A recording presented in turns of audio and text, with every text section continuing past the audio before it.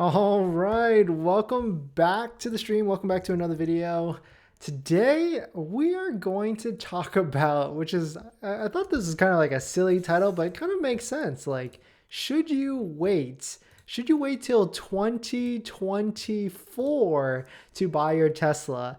And I'm going to go through a couple of reasons on why you might want to wait and some like strategies on it. But if you're patient, if you're like ultra patient, because that's a long time. Like when I say be patient to buy a car, to buy a Tesla, I usually tell people just be patient for like a couple more months. But most people need cars. I definitely understand that. And I certainly need a car too. But what are the benefits of waiting all the way till 2024? So we're going to dive into it. We're going to talk about it a little bit. And if you have some thoughts on it yourself, definitely drop in the comments. I see a ton of you going back and forth on all the different topics, and some of you are correcting me too. I love it because I'm definitely, I make mistakes. I'm wrong sometimes. So you guys enlighten me, and then I go back and make another video to correct myself. So thank you to all of you that are in the comments, the comment gang, and going in, and we're just trying to help each other. I'm trying to build, because I want to make sure everybody gets the best deal on a Tesla, because even though Tesla's not a dealership, there still are ways to save money, whether it's demo vehicles, inventory vehicles, or even just saving. The easiest way is just saving financing rates, not paying the crazy 5% financing that it is right now from Tesla and going through a credit union and getting 3%. But today we're going to talk about, should you wait till 2024? What are some of the benefits, and what might be like Tesla's strategy on that? So that's what we're going to get into, but let's roll the intro real quick.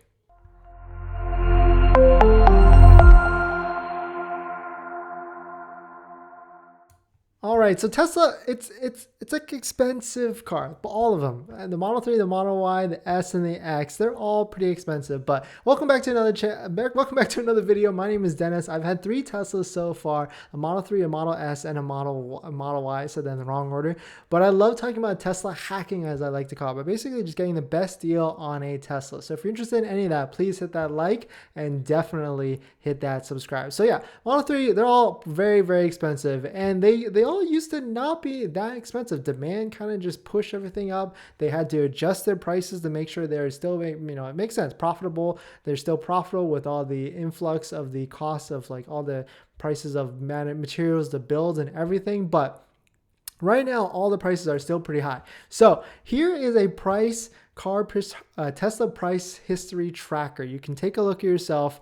I'll try and put this link in the description so you can take a look, or even in the comments. But you can see Tesla adjusts their price quite a bit. So I guess we'll just take the Model Y, because the Model Y is probably the most popular car that most everybody is looking for. So the Model Y long range started at $51,000 when it first came out, and now it's a full, like, what is that, $15,000 higher than when it first came out. But you can see it's had a crazy jump. Like, they don't go too crazy with price increases or decreases. They basically go 1,000 to 2,000 up or down at a time, but especially going on the way down. So we're not going to see, like, when 2023 rolls around or when 2024 rolls around, they're not going to just go and drop the price of the Model Y like $5,000-$10,000. Even though they did do that in China at a full like $4,000 to $5,000 one at a time, they might do it a lot less in America, just because they want to just test the demand and the market on it just a little bit different. But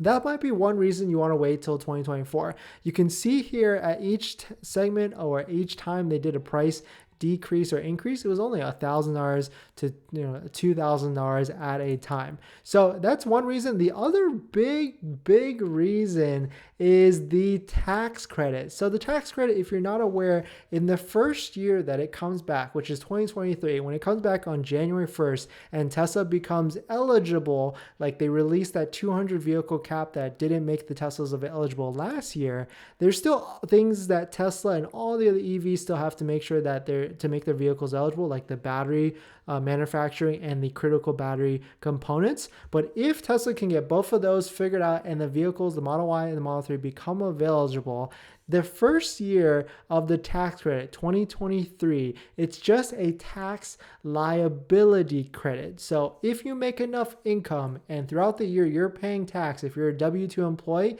you get that money back, dollar for dollar. All the money, the federal tax that you pay, you basically get it back. Of course, consult an accountant to fact check me, but you get that back.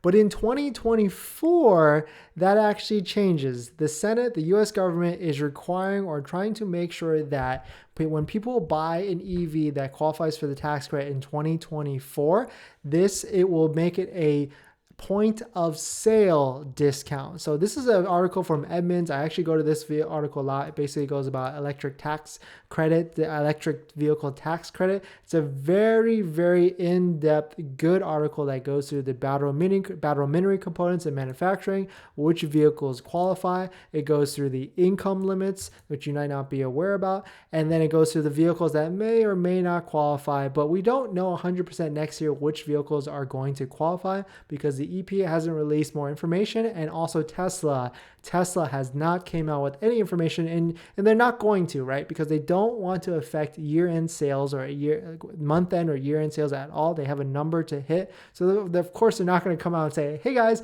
and gals, next year on January 1st, all of our vehicles qualify, or the Model 3 and the Model Y qualify for $3,750 tax rate or $7,500 tax rate, because then everybody will cancel depending on their discount and stuff like that. So of course, they're not going to come out and say anything like that. But right here, all the way at the bottom, it talks about the tax credit and how it's actually applied. And you can see right here, the first one is a $7,500 dollar for dollar tax liability credit. And then in 2024, it becomes right at point of sale right here. Sorry.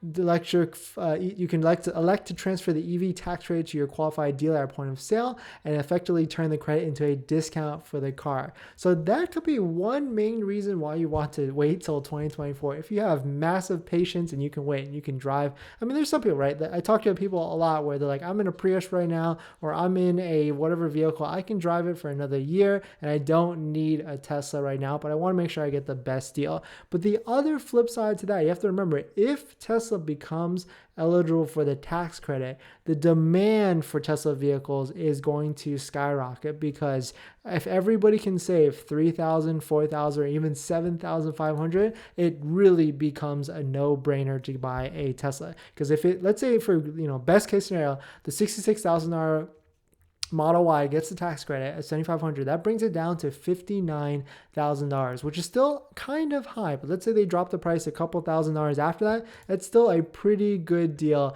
in my opinion, for basically a mid-size sedan with good suspension now, because they got the comfort suspension, and you're basically saving gas. But let's jump into some of the questions. Chevy to you, welcome. Tesla is just testing the limits of folks' wallets. Yeah, 100%. Now that they've raised the price to $66,000, like that's it's up there. It's up there for sure. I mean, definitely we know the standard range is coming back. I mean, we're not 100% sure, but Tesla's filed with the EPA that it's coming back. So $59,990 might be the price of it. I'm hoping they drop that just a little bit, and I'm hoping the tax credit comes back for that too, because that's going to be the perfect daily driver in my opinion, as long as you're not doing massive road trips. But thanks for watching this video. Check out that link down below in the description, my Calendly link, if you're interested. It looks really interesting. Definitely check it out. But please hit that like. Thank you guys and gals for watching and supporting. Definitely hit that subscribe if you want more Tesla content, or Tesla hacking content as I like to call it.